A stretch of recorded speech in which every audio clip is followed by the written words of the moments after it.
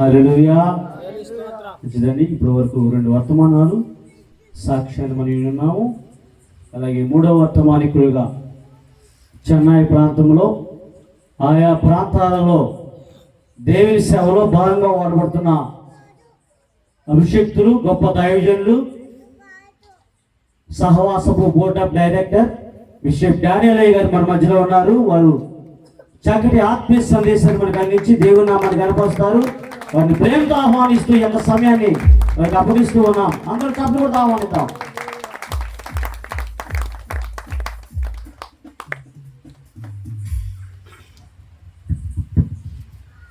దేవుని స్తోత్రములు, ప్రభు స్తోత్రములు, దేవాది దేవునికి స్తోత్రములు. భాను ఏర్పాటు చేసిన ఏటపోతుంది మాంసం వేడిగా ఉంది. రథం పదంగా ఇచ్చాడు, వేడిగా ఉంది. పోతుని ఇచ్చేసా, మరి పిలుస్తుంది అందరినీ లోపలికి రమ్మని. నేనేం చెప్పాలో కూడా అర్థం కావట్లా. ఏదేమైనా మంచి పాటలు పాడారు, మంచి సాక్ష్యాలు చెప్పారు. నేను కూడా చెప్పాలంటే చాలా ఉన్నాయి, కానీ సమస్య ఏంటంటే వేడి ఆరిపోతుంది. అది సమస్య. ఏదేమైనా దేవుని యొక్క కృపను బట్టి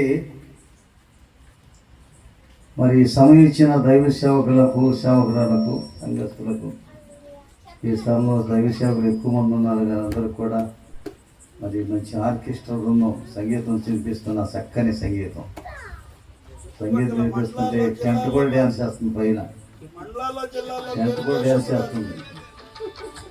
అందరికీ హృదయపూర్వక వందనాలు చెల్లిస్తున్నాను. మంచి సాక్ష్యం చెప్పారు. ఏంటంటే నా చిన్నప్పుడు సినిమా వాల్ పోస్టర్ని అంటించి అటుపక్క చించి ఇటుపక్క చించి ఇటుపక్క చించి ఇటుపక్క చించి అన్ని పక్కల చించి అంటించేసేవాడు. తర్వాత అది లాగాలన్నా వచ్చేది కాదు. అది ఇప్పుడు ఏంటంటే అంటించేస్తారు, మామూలుగా పోస్టర్ ఊడిపోతున్నాయి.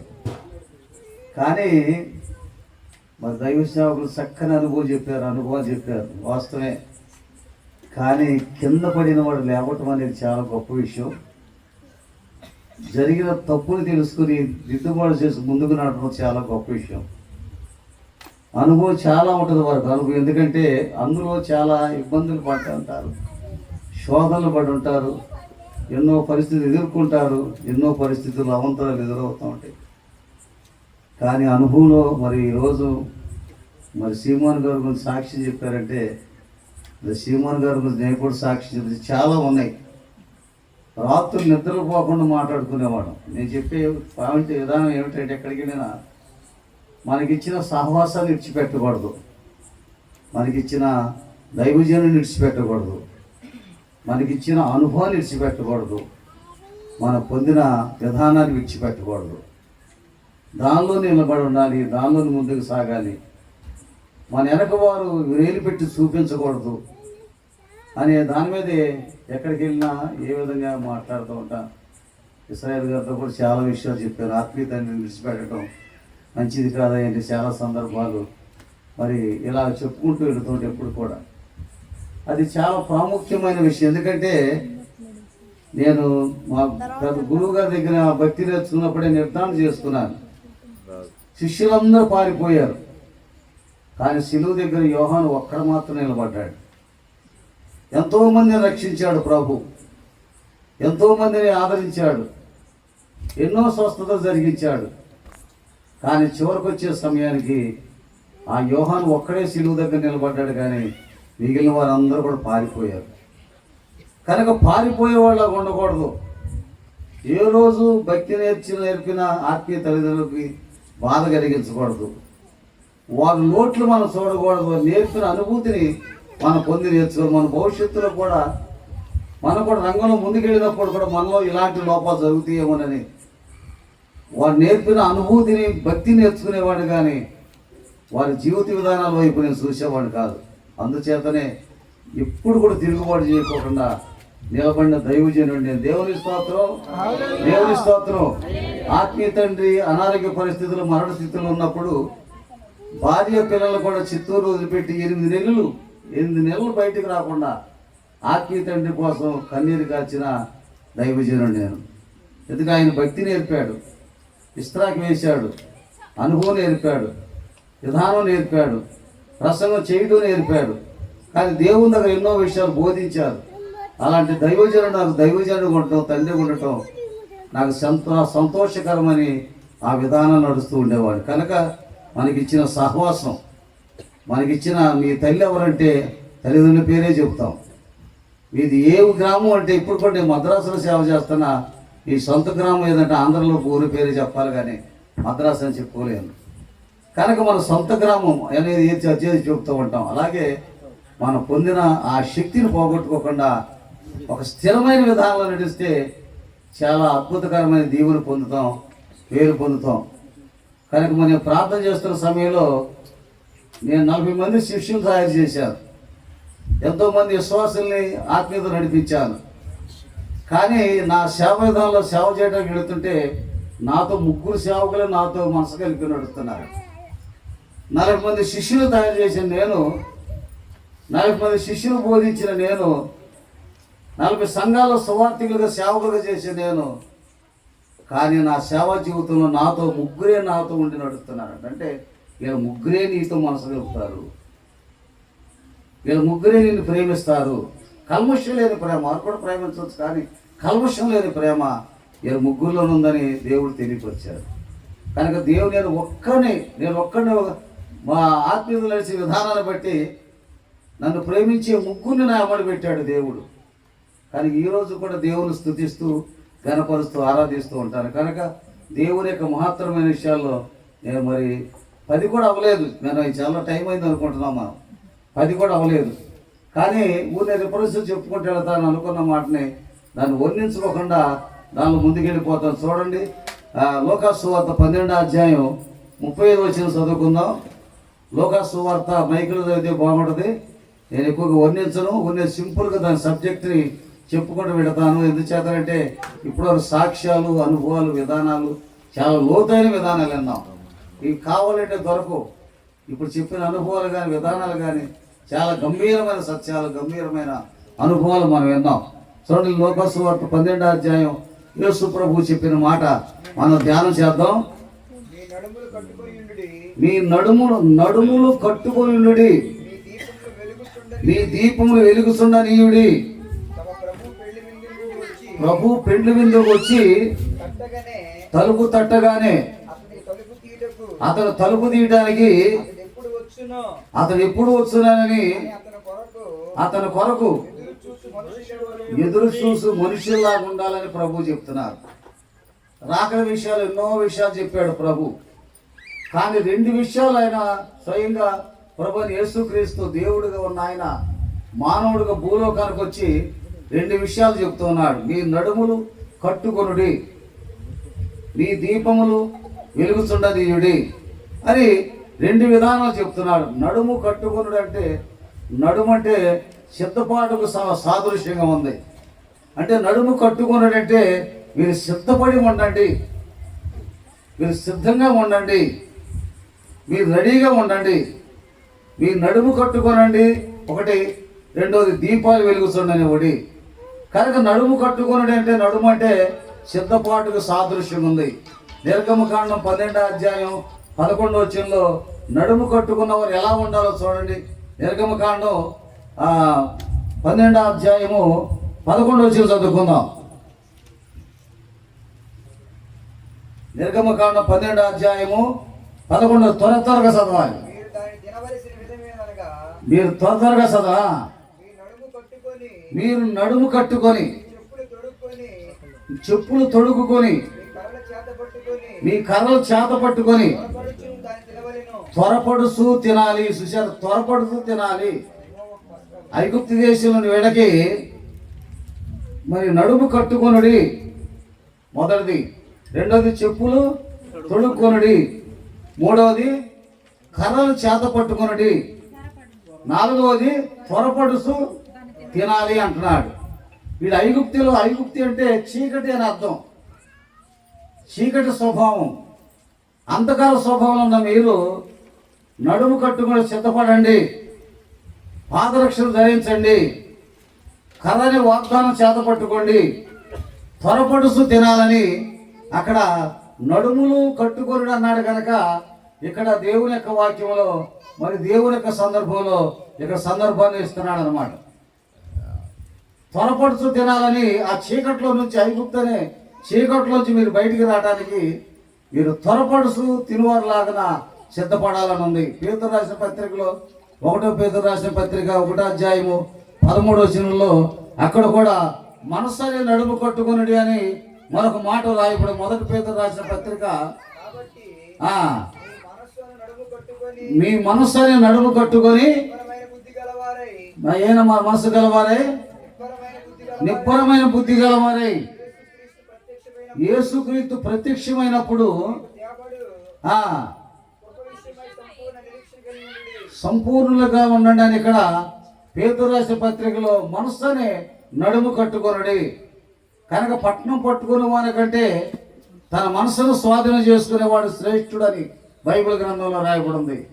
కనుక మనస్సును కట్టుకొనుడి అని రాసిన పత్రికలో ఇక్కడ మనకి చక్కని మాట రాయబడింది. అలాగే యోహాను సువార్త 13వ అధ్యాయము 4వ వచనంలో ప్రభువు యేసుక్రీస్తు వారు కూడా మరి వినయమనే నడుము కట్టుకొని 13వ అధ్యాయం 4వ వచనం పై వస్త్రం అవతల పెట్టి తువాలు తీసుకుని నడుము కట్టుకు వినయమనే సాదృశ్యం ఉంది. అక్కడ వినయముతో ఉన్నాడు ఈయన. 15వ వచనంలో ఈ నేను మాదిరి చూపించాను కనుక ఈ మాదిరి మీరు జరిగించండి అన్నాడు. చూసారా?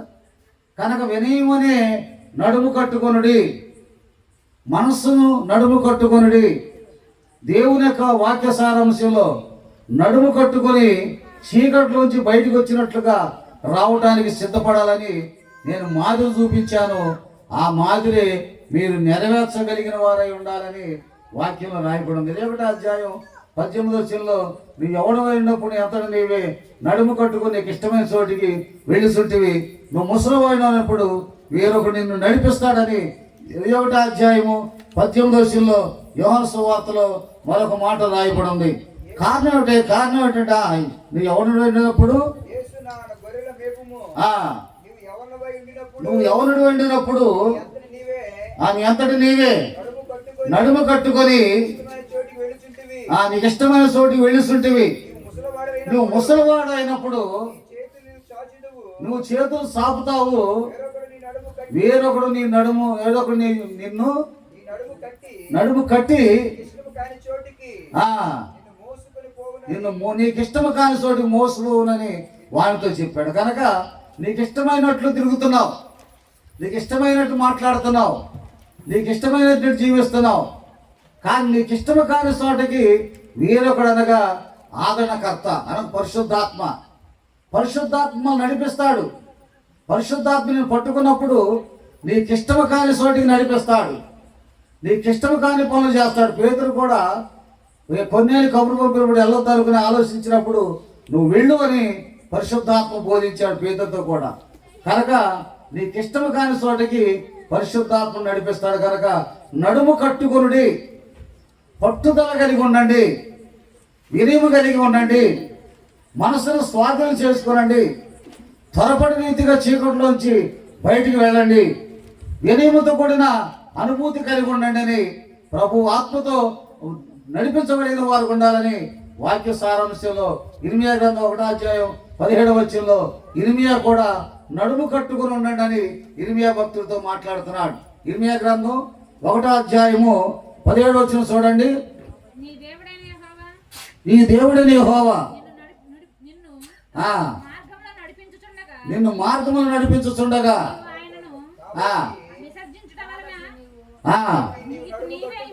నీ నడుము కట్టుకొని నిలువబడి నీకు ఆజ్ఞాపించినదంతయు నువ్వు చేయాలి. నడుము కట్టుకొని నీకు ఆజ్ఞాపించినంత కూడా నువ్వు చేయాలని ఇర్మియా భక్తులతో దేవుడు మాట్లాడుతున్నాడు.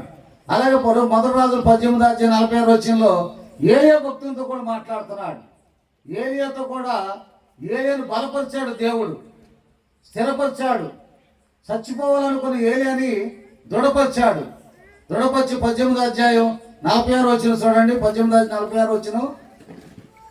ఏలియా విషయంలో కూడా మధురమైన మాటలు దేవుడు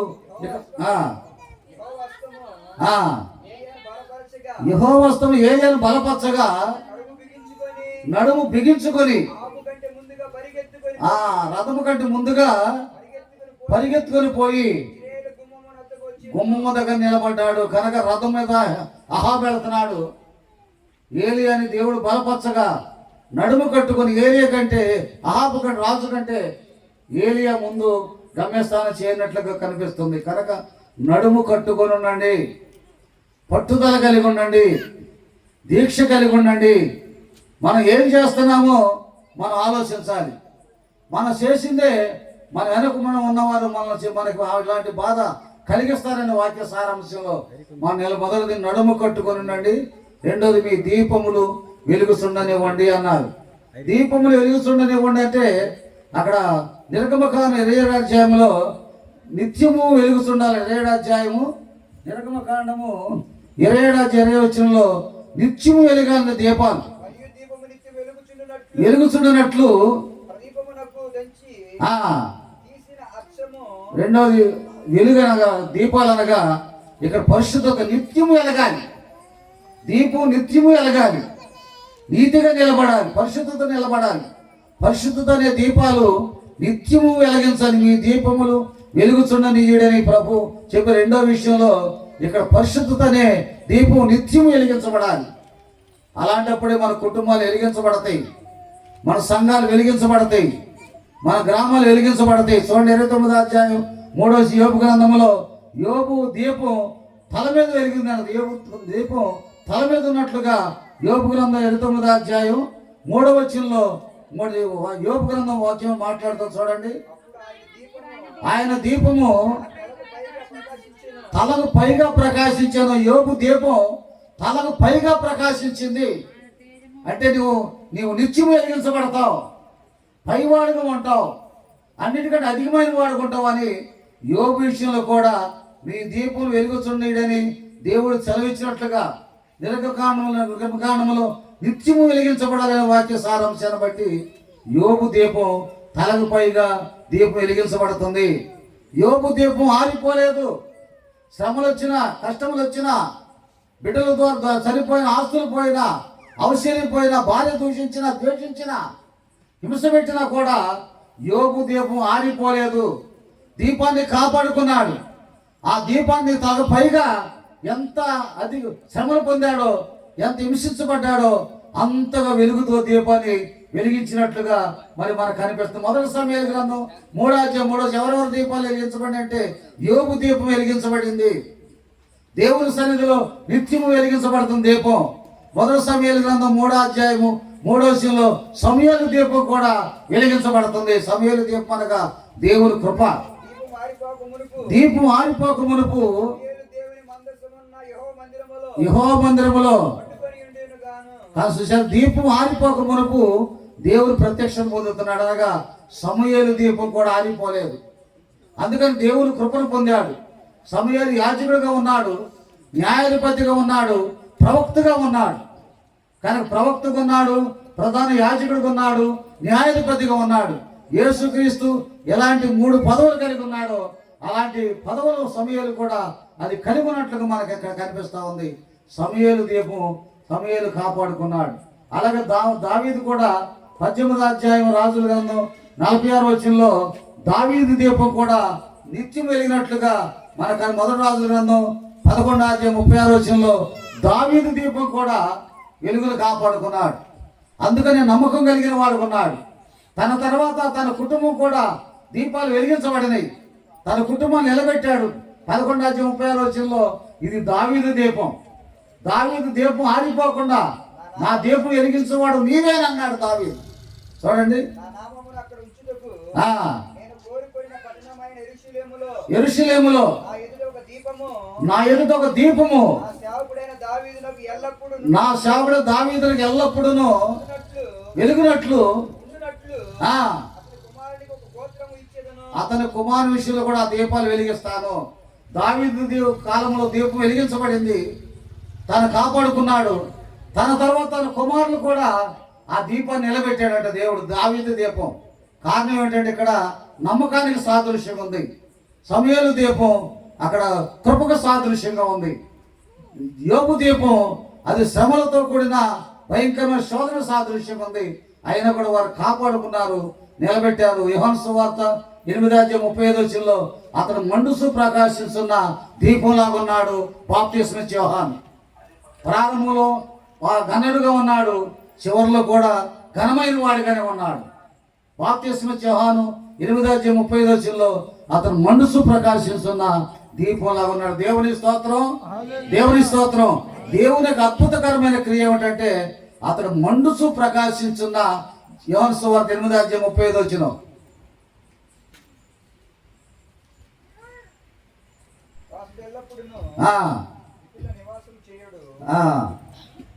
చదవండి.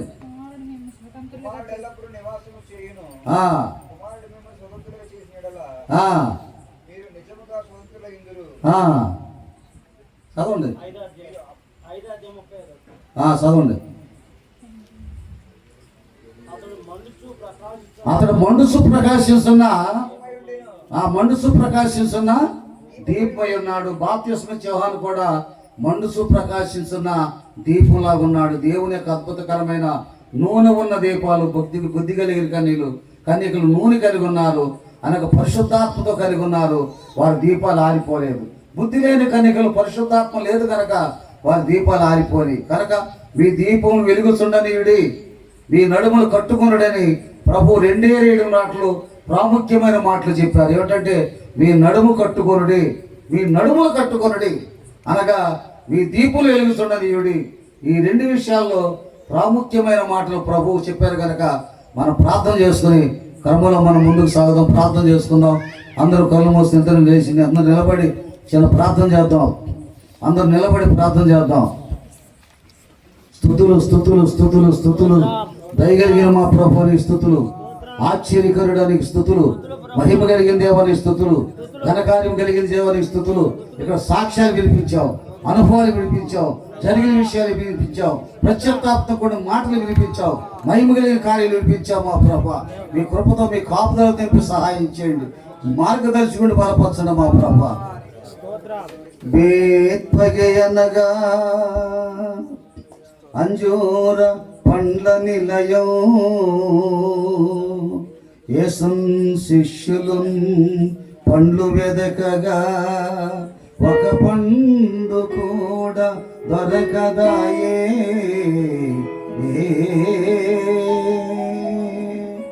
బేత్పగే అనగా అంజూర పండ్ల నిలయం,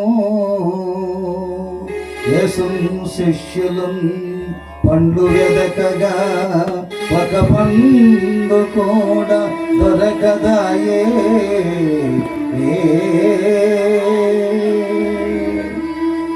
ఓ సోదరా, ఓ సోదరి, ఎలా ఉన్నది నీ జీవితం? ఎలా ఉన్నది నీ జీవితం? ఓ సోదరా, ఓ సోదరి, ఎలా ఉన్నది నీ జీవితం? ఎలా ఉన్నది నీ జీవితం?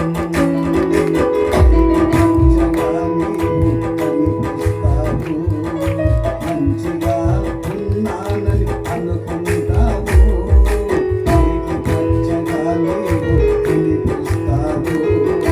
మంచిగా ఉన్నానని అనుకుంటావు. వస్తుంది నీకు అగ్ని పరీక్ష, తెస్తుంది నీకు నరక శిక్ష. వస్తుంది నీకు అగ్ని పరీక్ష, తెస్తుంది నీకు నరక శిక్ష. ఓ సోదరా, ఓ సోదరి, ఎలా ఉన్నది నీ జీవితం? ఎలా ఉన్నది నీ జీవితం? ప్రభు చెప్పి ఎన్నో సాక్షాత్మైన మాటలు వినిపించావు. ఆదాము దోషాన్ని కప్పుకున్నాడు, కానీ దోషాలు బయట వినిపించావు మా ప్రభు, క్షమాపణ వినిపించావు మా ప్రభు. దైవజనుడి కుటుంబాన్ని అద్భుతంగా కాపాడమని ప్రార్థన చేస్తాం. దావీదును బట్టి దావీదు తర్వాత తన కుమారుని దీపాన్ని ఎలా వెలిగించావో మమ్మల్ని తెలుసుకుని ప్రార్థన చేస్తాం.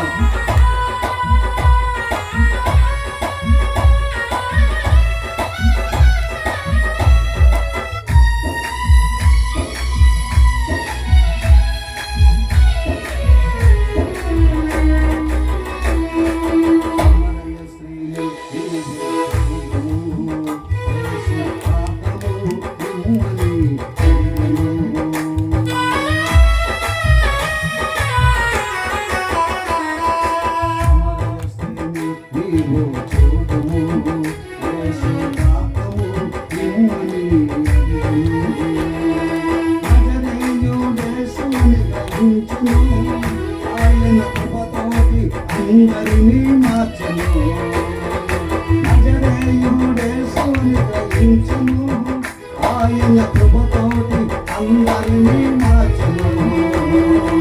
ఓ సోదరా, ఓ సోదరి, ఎలా ఉన్నది నీ జీవితం, ఎలా ఉన్నది నీ జీవితం.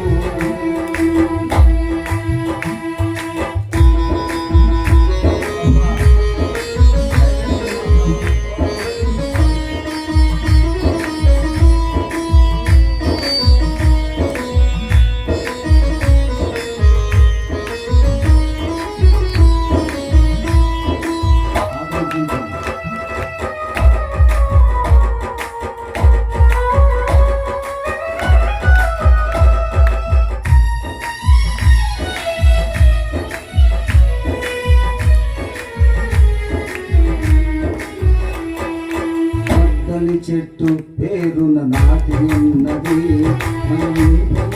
చెట్టును నరకమని.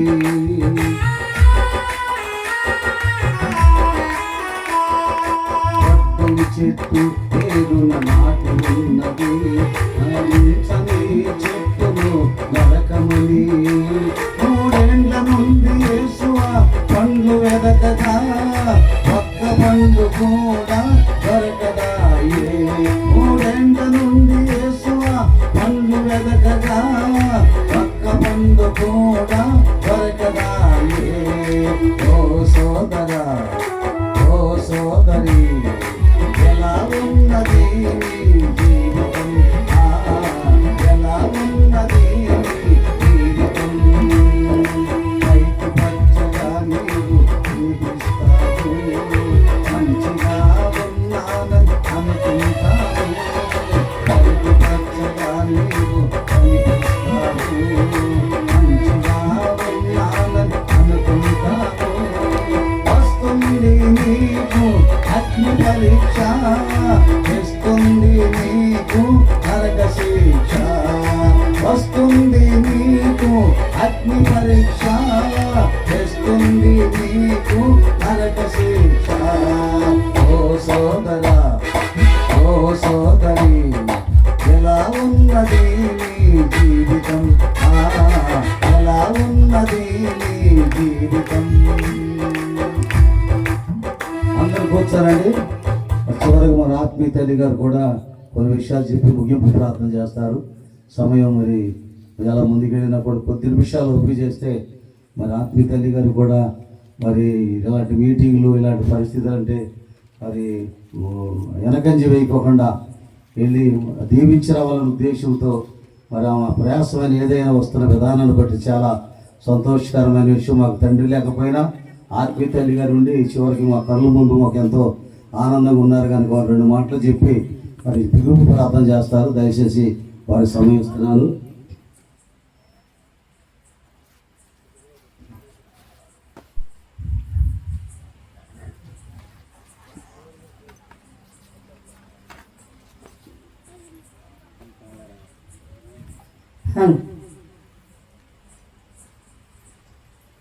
ప్రియమైన మరి దేవుని బిడ్డలారా, మీ అందరికీ నా హృదయపూర్వకమైన వందనాలండి. చాలా మంచిది. మంచి సమయానికి వచ్చాం. ఇలాంటి స్థుతిపోటాలు దేవుని యొక్క కృపతోనే జరుగుతాయి. అయితే మరి అయ్యగారి గురించి ఎంత చెప్పినా కూడా తక్కువే. ఎందుకంటే సీమోన్ అయ్యగారు పడిన వారి శ్రమ, వారి కష్టం, వారి దుఃఖం, వారి వేదన మరి దేవునితోనే వారు విలపించారు. మాది మరి మేము విజయవాడలోనే ఉండేవారు అండి. 15 సంవత్సరాలు దేవుని సేవ చేసినాక మరి విశాఖపట్నం వెళ్ళాము దేవుని మాట ప్రకారంగా. అక్కడికి వెళ్ళిన సమయంలోనే మరి సీమోనయ్య గారు పరిచయం అయ్యారు మాకు. అప్పటి నుంచి ఇప్పుడు వరకు కూడా ఎంతో దేవుని కృపతో ఎంతో అండగా మమ్మల్ని కనిపెట్టుకుని ఉన్నారు. వారు చిన్న చిన్న పిల్లలతో మరి తోటలోకి వచ్చి ప్రార్థన చేసుకుంటా, పరిచర్య చేసుకుంటా, మరి పశువులు పని చేసుకుంటా, మరి ఇళ్ళు నేసుకుంటా, మరి నూతులో నీళ్ళు తోడుతా చాలా ప్రయాసంతో కష్టపడ్డారండి. అయితే దేవుడు కొన్ని విధాలుగా మనకు చెప్పారు. బైబిల్ గ్రంథంలో ఒక మాట రాయబడి ఉంది, విత్తువారు విత్తుచుండగా కొన్ని పక్షులు వచ్చి ఎత్తుకుని పోయాను. కొన్ని విత్తనాలు రాతి నేలన పడిను, కొన్ని గింజలు ముళ్ళ పొదల్లో పడిను, కొన్ని గింజలు మంచి నేలన పడిను. మంచి నేల అది మనం గుర్తు చేసుకోవాలి. మంచి నేలన పడిన గింజల వలె మనం జీవించాలి. దేవునికి ఒక కృతజ్ఞతగా ఉండాలంటే మంచి నేలను పడిన గింజల వలె జీవించాలి. దేవుని యొక్క మాట ప్రకారంగా ఆయన ఎంతో ప్రయాసంతో అవి విత్తినట్లుగా మనం గ్రంథంలో రాయబడి ఉంది. ప్రభువారు ఆయన ఎంతో మంది శిశువులు నేర్చుకుని వాళ్ళకి ఎన్నో ఉపన్యాసాలు చెప్పుకుంటూ ఆ గింజల్ని విత్తున్నట్లుగా మనం మరి బైబిల్ గ్రంథంలో చూస్తున్నాం అన్నమాట. అలాగ మంచి నేలన పడిన గింజల వల్లే మనం జీవించాలి. ఆ విధంగా మరి అయ్యగారు మంచి నేలన పడిన గింజ వలె మరి ఆయన భూమిలో నాటించబడిన గింజ వలె ఆయన సిగిరించారు. మరి కొన్ని కష్టాల ద్వారాగా ఆయన ఇప్పుడు కూడా మరి దేవుని సన్నిధిలోనే కనిపెట్టుకుంటూ మరి మందిరాలు ఎన్నో కట్టారు. మరి ఎన్నో స్థలాలకు వెళ్ళాము. మరి మేము కూడా వచ్చాం. మరి ఎక్కడో కొండల్లో మరి ఆ మామిడి తోటలో వాగు దగ్గర ఉన్నారు. ఒకసారి అయితే కొన్ని సంవత్సరాలుగా ఆ వాగు దగ్గర ప్రార్థన చేశారు. అక్కడికి మరి మేము కూడా అయ్యగారు నేను వచ్చాం. అలాగా మరి కొన్ని చోట్లకు కూడా అయ్యగారు అంటారు మేము తిరిగాం. మాతో అయ్యగారు కూడా బిడ్డలు వేసుకుని వచ్చారు. అయితే మరి అయ్యగారు అంత సాక్ష్యం చెప్పారు. ఎందుకంటే మరి సమయం లేదు మనకి. ఆఖరి సాక్ష్యంగా ఏంటంటే ఆయన చెప్పిన ప్రయాసం మరి కూర్చుని ప్రార్థన చేయమని దేవుడు చెప్పారు. కొన్ని సంవత్సరాలుగా ఆయన చెప్పిన మాట ప్రకారంగా ప్రార్థనలో ఉన్నారు. వారి కష్టాలు దేవుడు ఆలకించి మరి ఎకరం భూమి ఇచ్చానని చెప్పారు. సాక్షి విన్నాం. మరి దాని నిమిత్తంగా ఎంతో ప్రార్థన చేసాం మేము కూడా. మరి కొన్ని సంవత్సరాలు అయినాక అయ్యగారు దాటిపోయారు, శాంసన్ అయ్య గారు. అయినా మరి మమ్మల్ని ఎడవలేదు అయ్యగారు. మరి ఒకసారి మరి ఈ పొలం అమ్మిన సంగతి మాకు తెలీదు. మరి అర్జెంటుగా అమ్మ మరి విజయవాడ వచ్చినప్పుడు మీరు ఒకసారి రండి అన్నారు. ఆయన మరి నా ఆత్మీయ కుమారుడు. అలాగే మరి మీటింగ్లకు వచ్చాము. మా ముగ్గురు బాబులు మేమందరం కలిసి వచ్చినప్పుడు మరి అయ్యగారు చక్కని మరి భోజనం వండి పెట్టి మరి అమ్మ మరి పొలం బేరం అయ్యింది, మరి బజార్ని ఇచ్చారని చెప్పి మరి అయ్యగారు 1,00,000 రూపాయలు తెచ్చి మరి నాకు ఇచ్చారండి. ఇచ్చి ప్రార్థన చేయించుకున్నారు. మా ముగ్గురు బిడ్డలు మేము ప్రార్థన చేసాం. అలాగా మళ్ళా తిరిగి అయ్యగారికి సగం ఇచ్చాను. వాటిలో మళ్ళీ నా కుమారులు కొన్ని ఇచ్చారు. ఆయన దేవుని సన్నిధిలో మరి లేని పరిస్థితుల్లో కూడా దేవునికి వెనక తీయకుండా ముందు కొనసాగి మరి ఆయన దేవునికి ఇచ్చే వాటిలో ఏ విషయం కూడా వెనక తీయలేదు. అది మరి దేవుని యొక్క కృపచేత మంచి నేలన పడిన విత్తనం వలె మరి ఆయన ఎదుగుచున్నారు. అలాగే మరి ఈ స్తుతికూటం పెట్టడానికి కూడా మరి 1 వారం రోజుల ముందే నాకు ఫోన్ చేశారు.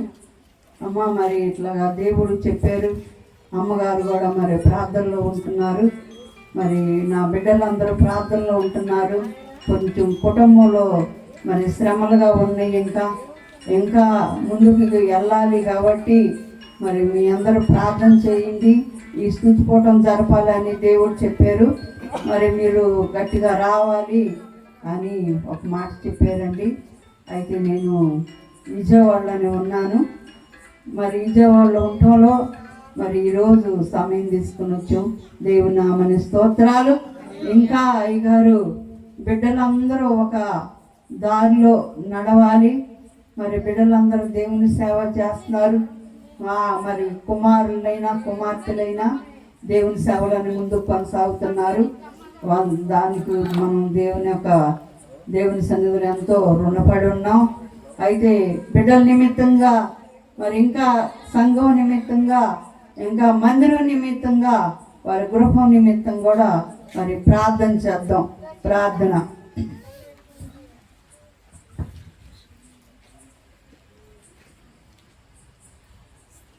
కృపామిక్కులు కలిగిన తండ్రి, నీ పరిశుద్ధ పాదము లెక్కలేని స్తుతున్నాయన. మహోన్నతుడా, సర్వోన్నతుడా, సర్వాధికారి, సర్వసృష్టికర్తవు నాయన. సర్వము నీ చేతిలో ఉందయ్యా. మేమంతా నీ చేతితో చేయబడిన బిడ్డలం ప్రభా. అయ్యా మేమంతా నీ చేతితో చేయబడిన బిడ్డలం ప్రభా. అయ్యా ఇదిగో నా తండ్రి, మమ్మల్ని అందరినీ ఈ విధంగా నిలబెట్టిందేవా మీ వందనాలు స్తోత్రాలు తండ్రి. నీ దాసుని బలపరిచిన తండ్రి, ఎన్నో విరుకులు ఇబ్బందుల్లో నుంచి నాయన ఈ రీతిగా నిలబెట్టిందేవా మీ వందనాలు స్తోత్రాలు తండ్రి. ఇదిగో నా ప్రభా, అయ్యా నీ మాట ప్రకారంగా స్తుతికూటం పెట్టుకున్నారు తండ్రి. బిడ్డలకు ఎలాంటి లోటు లేకుండా కొదువు లేకుండా చేయండి అయ్యా. 30 అంతలు 100 అంతలుగా ఫలించినట్లుగా మీరు సహాయం చేయండి నాయన. నీ సన్నిధులు అంటకట్టబడి ఉన్నారు నా తండ్రి. అయ్యా ఒలే వాళ్ళ మొక్కల వల్ల జీవించినట్లుగా చేయి ప్రభా. అయ్యా పచ్చని జీవితాలు మీరు అనుగ్రహించండి తండ్రి. బిడ్డల కుటుంబాల్లో లోటు లేకుండా చేయండి నా తండ్రి. అయ్యా బిడ్డలందరూ సేవ చేస్తున్నారు తండ్రి. బిడ్డలందరూ నిండుగా మీరు దీవించి నీ కృపలో బలపరచండి అయ్యా. బిడ్డలందరూ సేవలు కూడా మంచిగా జరిపించండి నా ప్రభా. సంఘ బిడ్డలు మీరు జ్ఞాపకం చేసుకోండి నాయన. అయ్యా ఇదిగో నా తండ్రి నాయన. అయ్యా ప్రభా, బిడ్డలకు మందిరం లేదు నా తండ్రి. అయ్యా మందిరాన్ని కట్టడానికి స్థలాన్ని మీరు అనుగ్రహించండి తండ్రి నాయన. అయ్యా మందిరం లేకపోతే ప్రభా ఆత్మను రక్షించడం కష్టమని చెప్పావు నాయన. వారి ప్రయాసం అర్థం అని చెప్పావు అయ్యా. మందిరాన్ని మీరు అనుగ్రహించండి నా తండ్రి. ఇప్పుడు కూడా బలపరచండి. ఆ లోటుని ఆ కొరతను కూడా మీరు తీర్చి నా తండ్రి నాయన. అయ్యా నీ దాసురాల ప్రార్థనలో ఉంది. ఆ బిడ్డ కూడా ఆరోగ్యం దయచండి అమ్మ, దయచండి. ప్రార్థనలో ప్రతిఫలం దయచండి ఆయన. నీ ఆత్మ కుమ్మరించండి ప్రభా. అయ్యా నీ దాసుడికి కూడా ఆరోగ్యం దయచండి ఆయన. అయ్యా ఇదిగో ఈ స్థలంలో నిలబడి ఉన్న ప్రతి బిడ్డను మీరు దీవించండి ప్రభా. అయ్యా ఇదిగో మంచి నా తండ్రి నేలను పడిన అయ్యా గింజల వల్ల జీవించలాగా నాయన ప్రతి బిడ్డ హృదయాన్ని మీరు తెరవండి ప్రభా. అయ్యా గ్రహింపు దయచేయండి. నీ సన్నిధిలో నిలబడటానికి, నీ సన్నిధిలో ఆత్మను పొందుకోవటానికి, ఆవేశను పొందుకోవటానికి, ఆశీర్వాదాన్ని పొందుకోవటానికి, ఆరోగ్యాన్ని పొందుకోవటానికి ప్రభా నీ రెక్కలకు ఆదరించిన తండ్రి ప్రతి బిడ్డలతో మీరు మాట్లాడి నీ కృపలో బలపరచండి. మరి ముఖ్యంగా ఈ స్తుతికూటాన్ని జరిపే బిడ్డలందరూ మీరు దీవించమని. ఎవరైతే నాయన నీ సన్నిధిలో పాలు పంపులు పొందారో ప్రభా, అయ్యా ఎవరైతే ధనాన్ని ఇచ్చారో నా తండ్రి, అయ్యా ఎవరైతే నాయన అయ్యా ఈ మీటింగ్ కు ప్రభా అయ్యా సహాయం చేశారో ప్రతి బిడ్డను మీరు దీవించి నీ కృపల బలపరచమని ప్రభువైన యేసుక్రీస్తునామమున వేడుకుంటున్నాం దేవా. ఆమేన్. ఆమేన్.